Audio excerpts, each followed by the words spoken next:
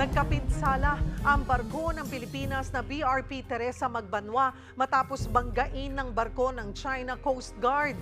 Sa kabila nito, nanindigan ng Pilipinas na patuloy na iistasyon sa Escudasol ang ating barko. Magbabalita si Gio Robles.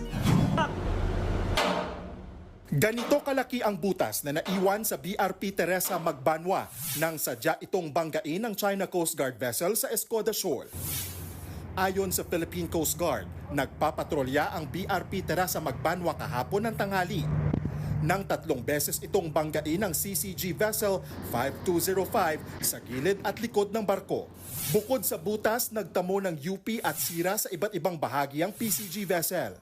It is important for us to take note that this ramming happened despite of our unprovoked action and presence in Escudasol.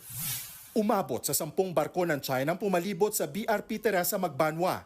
Kabilang dyan ang 2 tugboat ng Chinese Navy na palaisipan sa National Maritime Council kung bakit nakadeploy sa Escoda. Sa isang pahayag, Pilipinas ang sinisisi ng China sa insidente. Ayon sa tagapagsalita ng China Coast Guard, ang BRP Teresa Magbanwa raw ang bumangga sa CCG vessel. Ikinabahala naman ng Australia ang insidente.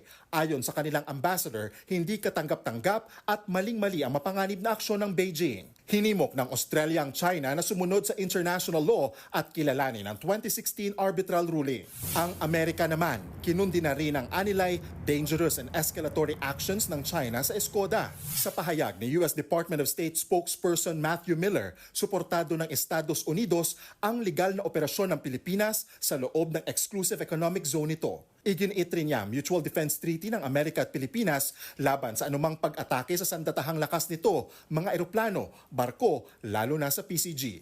Walang nasaktan sa insidente. Isa sa ilalim sa evaluation ng BRP Teresa Magbanwa maging ang halaga ng pinsala na tinamo nito. Pero nanindigan ng Pilipinas na magpapatuloy sa pagbabantay ang PCG vessel sa Escoda. We exercise sovereignty, sovereign rights, and jurisdiction over the area. So the Chinese Coast Guard vessels are the ones illegally, yung presence nila din are illegal. We are there on a legal basis dahil atin yun. Hindi tayo pwedeng magpaalam sa bahay, sariling bahay natin. Para sa 1PH, Gio Robles, News 5.